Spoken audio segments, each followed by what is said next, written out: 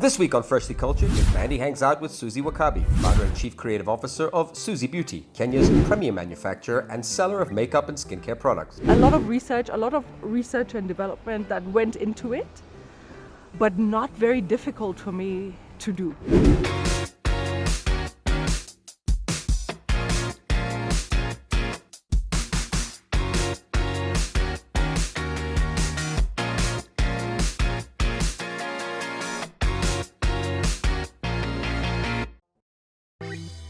Suzie began her career in the beauty industry as a makeup artist.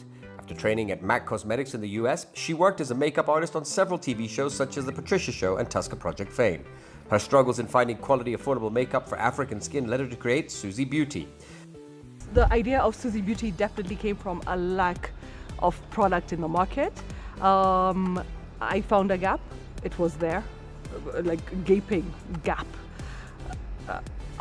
Products that existed in the market were 100% unaffordable, everything imported, mostly none that worked for our skin texture, type, and that type of thing. And yeah, so that's when I made my own for us. So by an African woman for the African woman. Since selling its first product in 2012, Suzie Beauty has become one of the biggest beauty brands in East Africa, eventually being acquired by Flame Tree Group. So we launched into the market in 2012 and we had some investors, some were great, some didn't work out so well.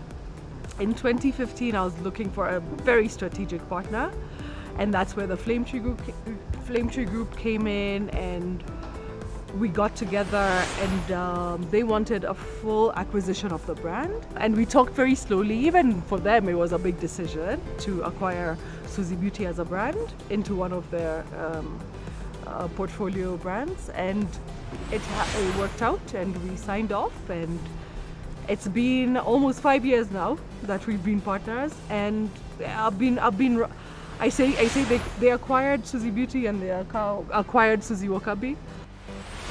Suzie is married with two sons, Nate and Maceo, who are her first priority in everything she does. Her passion for her work and her family are unrivaled, and probably the reason why no limits exist for her success. So I'm so excited to be coming into Gilanis. I hear it's one of your favorite places to really shop. is. Yeah. Every single person should have a trusted butcher. How long have you been shopping at Gilanis? Okay, so maybe years. Years? For sure. Okay. Yeah. And what's your connection to Gilanis? So, well, I mean, you know, it's always been here.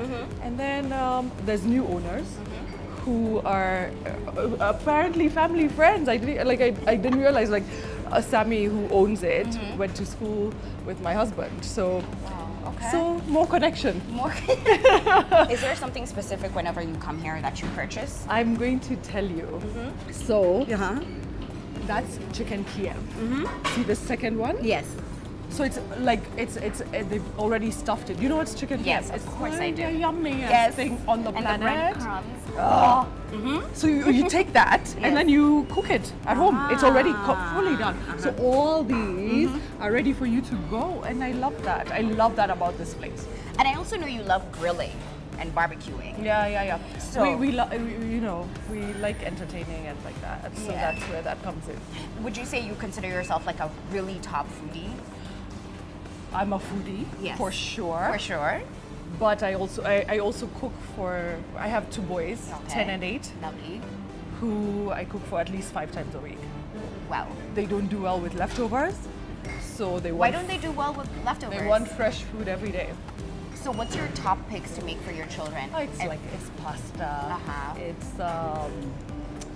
we do like meat and potatoes. You know, like a steak and like and then Friday is their fast food day. Oh, okay. So you they either get order a- in so- or so- you cook. No. They decide it's BK or KFC or pizza. That's their fast food day. Well, today we're not going to be doing any fast food. No. We're going to be grilling something. So I think Yay. we should pick up some meat in Okay. order for us to head on What to do you feel like? steak. What do Okay. you feel like? Fine. That is Let's grab some fine. steak. Now, there's a huge array of like steaks that we have here. 100 Ossobuco, million of them. oxtail, T-bone, flank. Do you have Yeah. any favorites? I do. So mine is like a fillet, a perfect like fillet steak. that I always ask them. I'm like, cut it, like trim it for me, and then ponda, like like flatten it. Flatten it. And then it's so tender when you're cooking it. Yes. So actually, you know what? Today, like I'm cooking oxtail for dinner. After. How you like gonna simmer it, smother Oh no, it? it has to be cooked for hours. Yes, It's an yes. hours long cooking story. So let's go back down your foodie memory, right? Yeah. What were some of your favorite foods growing up? So my mom is like a super chef.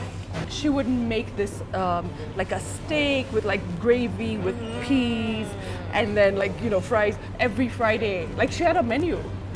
So that was amazing. Okay. And then and she makes this cheese sauce. Yes.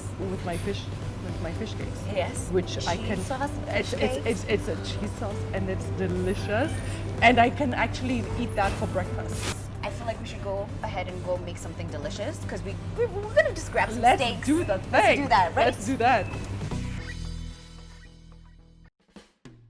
Now, I'm already in Susie's backyard, or rather poolside, and today we're going to be making some steak fajitas. I'm just waiting for Suzie to join me, and we're going to be chatting up some more, especially around, business, being acquired, balancing it all because she's a mom, and she's also just like all types of fabulous as well. We already grabbed some meat from Upland, so... Hi, sweetie.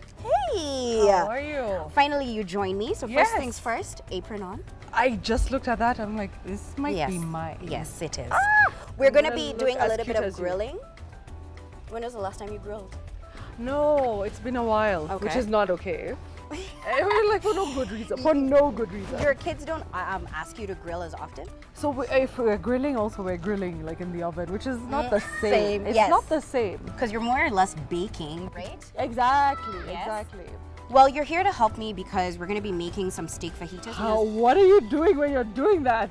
Okay, so we're using thinly sliced steak, which I seasoned with like a little bit of salt, pepper, some rosemary, some paprika I as see well. it all. So you're going to be helping put together these Okay. skewers. Thank And you. as you do that, I just want to find out, like, when you were living in the States, so it starts with peppers, not a zucchini, peppers, sweet corn. And then, so culture shock, moving to the US in terms of everything that's so available to everyone.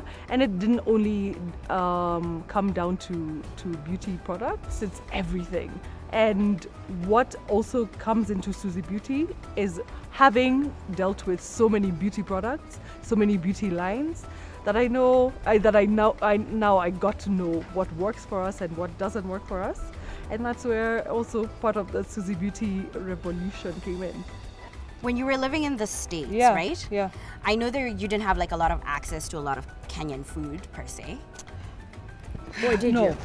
so we used to have to just like wing it and like make it happen. I've never cooked like ugali, like from like the jogo packet, but in America there was this Spanish like flour that is pre-cooked, and then you just mix it very quickly and you get ugali, and it was delicious. So did you used to make like skumas?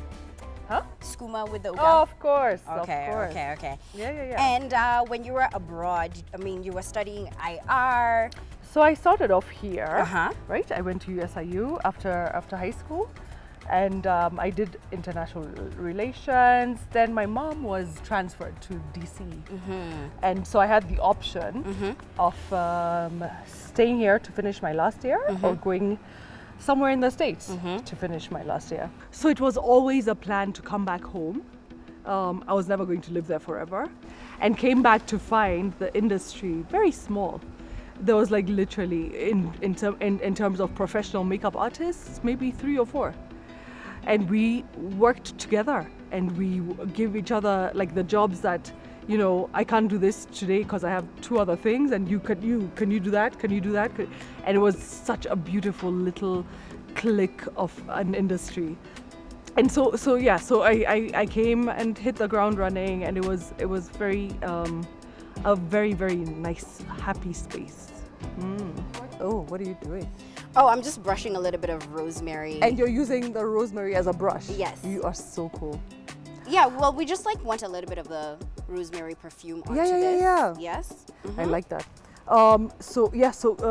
Came back and found out like the retail cosmetics industry was very wanting.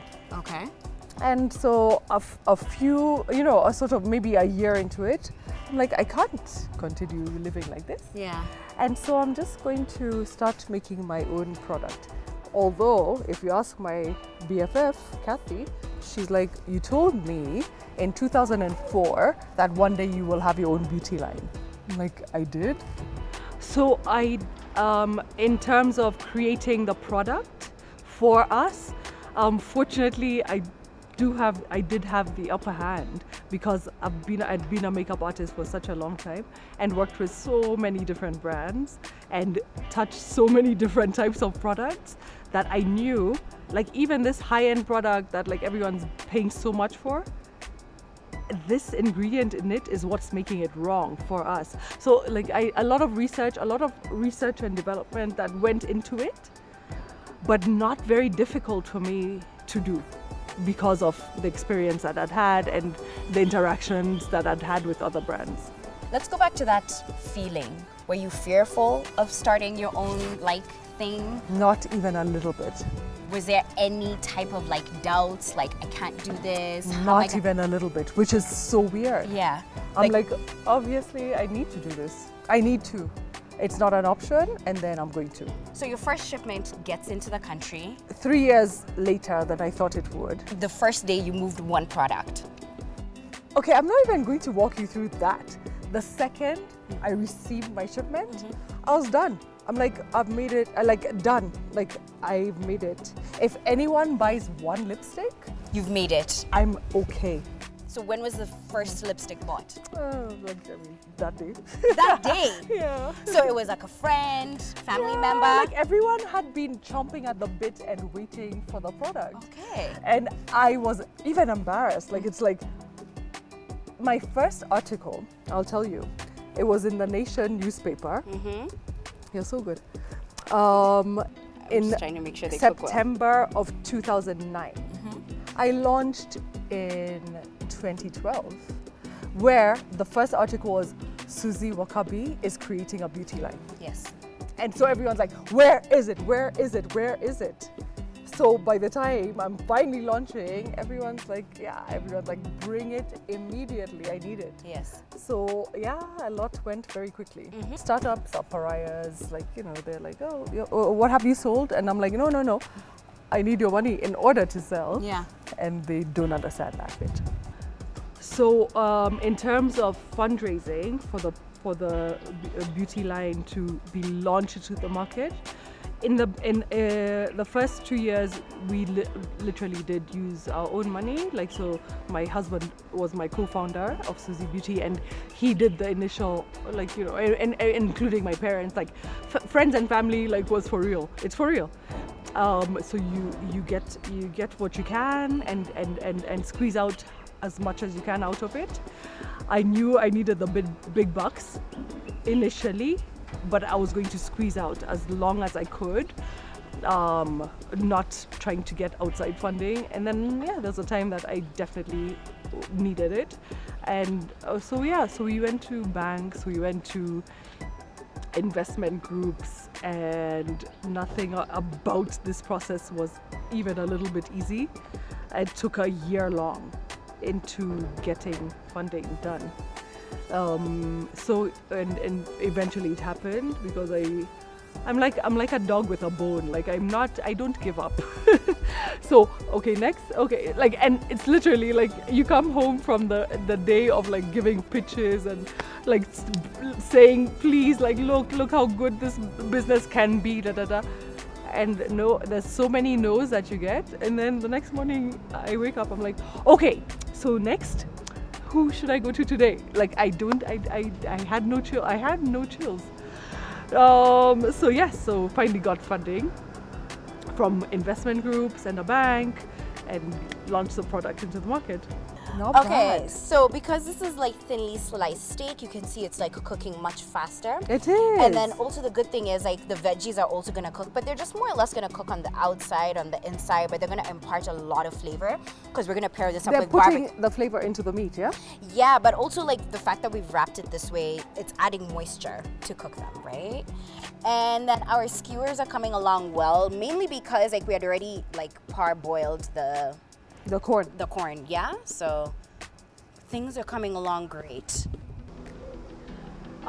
If I had any low point inside of the business, it didn't come down to product. It was maybe the business side of things, where it's like, why didn't I hire a better lawyer? Why didn't I get a better accountant? Why didn't I like do those things? It's never been about product or the brand. That has always gone right. The other behind the scenes stuff has always like, I'm like, oh, I shouldn't have done that. I shouldn't have done that. What are the other products that you're looking to launch? You can give us one. You can tell us one. So I'm going to tell you. I mean, I already have like 5 for Suzie Beauty, but also like I want to do like more product line. Oh, more product lines of? Do I dare say? Just one. You can give us the exclusive. Okay, wait. Apart from my podcast. Yes. Okay, the podcast is actually a whole new product. like Yeah. thing. Yeah. But yeah, I want to make a line for like the chicks, The younger women. the younger women. Okay. So for sure, inside of when you're starting a business, what should you do right in the beginning? Invest in what you don't know how to do. I have no idea about the legal bit of it. Finance is a complete uphill battle for me. And then even like down to like social media. I don't know how to do social media as well as somebody who knows how to do it. So invest in the things that you don't know how to do and get the people who know how to do it. That's where like that extra money, that extra 5 bob that you have, like that's where it should go. You do what you know how to do and do it properly. On a scale of 1 to hungry, what's the speedometer you're on there? Mine? Yes. 6. No, we need to take it a notch higher for you, girl. Okay. Like, yeah? Let's do it. Let's do. But 6, can you be at least at a 10? So let's go to 9. So I don't know if you're ready for the spread. Okay. This is extra delicious looking. Yes. So we have the sweet corn that you helped me prep, the veggie sweet corn. We have an amazing potato bacon salad. We have the beef, which you want to try out. And then we have an easy like red cabbage, coleslaw vibes. Yeah. So we can go ahead and like dig in. We just start going, yeah? Yes. And as we start going, if there's something that's super exciting that I see you're working on is your podcast. You're now a podcaster. Apparently. And how's that going? It's so fun. Uh-huh. It's so different though, right? But this year, 2020 has like thrown everyone off, right? I would have never even considered having a podcast. I've been interviewed for 11 years straight by other people. I'd never have considered being the interviewer. But yes, so I started this podcast, which is doing incredible. I've planned until the end of season 3. I've launched until most of season 1. So I still have so much to launch. So it's such an amazing thing. And it's literally just like candid conversations with amazing people who have their own incredible businesses that I want to know more about. But more important is them behind the scenes of their amazing businesses. So there's a game you play a lot on your podcast called Never Have I Ever. Are you So trying let's have a little bit of What? fun and do Okay. Never Have I Ever. Oh. Bought a makeup palette and compared it to Suzie Beauty. Never. Okay. Never have I ever left the house with no makeup on. Never. You always leave with makeup on? You always have makeup on? So what it is, 2 things. My under eye concealer and eyebrows. Always. Standard. Even if I'm just dropping the children in school, I have not showered. Right? Like I'm in pajamas. Those two things. So you've left the house with pajamas on, but you made sure you A had... $1,000,000%. Yes. Okay, one last fun one. Okay. Never have I ever grown your hair until like butt length. Did you ever have that phase in your life where you're just like obsessed with the length of your hair? Oh, absolutely. You grew it It's until been here. It's been here, and then you just cut it off. Yeah, until here. And never have I ever ordered in Indian food. Oh, 1,000,000% I have. Hi, my baby. Hi. How are you doing? Do you want some food? This is Nate. Okay. Hey, Nate. He's how are you? 8. He's 8. He turned 8 on November 19th. What did you do for your birthday? We went to eat. Went to a restaurant. Is it yummy? Is it yummy? Okay. So I'm gonna switch tangents just a little bit, and I want you to speak to your younger self. So your younger self is 21. What would you tell the 21-year-old right now? Do you, boo-boo, just learn from your lessons. And don't restrict yourself because of your age, like whatever. Like no. Do. And so because I'm one of those people who like I have very few regrets. Actually, if I have any, I don't know that I have any. I know it's something that you say a lot. Like you don't have regrets to a lot of the things that you do. Because I learn lessons. And everyone should just learn lessons from like the mistakes made. And to any young woman watching you right now, or any woman who's in her 30s or just clocked 40s, what's one piece of advice you would give her outside of what you would tell the 21-year-old self? Gosh, just like appreciate yourself. You, as a human being, as a grand woman. Like self-love on yourself. Absolutely.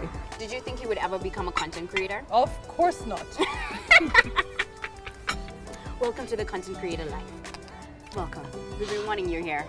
It's beautiful here. Sweetie. 3 things that everyone should completely apply. Be professional, have integrity, and hone your craft. And then passion. If you love it so much, that's when you'll make it. You know what? I like that. Cheers. To the Boo-boo. mojito. To the raspberry mojito. I just want to say, Suzie, that I've had such a pleasure of hanging out with you, going to Gilanis. I'm so happy to also I can't believe in all these years we haven't sat down together. Yeah, we've met at events, but like I was saying, thank you so much for inviting us into your home, having me cook for you. Yes. And also getting to learn all the gems and all the work that you've put into your brand. And I'm so thankful that women like you have made sure to pave the way for other women, other young girls who are out there thinking, oh my God, can I start this makeup line? Yes, you can. It's doable, right? It's possible to live your dream at this very moment, because you said the internet is all fair game. 100%. So thank you for that. We have to cheers to that. And I thank you also so much for being with me, and it was so good to be meet you, hang with me, eat, all my favorite things. And it's delicious. Love it. Her passion for her work and her family are unrivaled, and probably the reason why no limits exist for her success.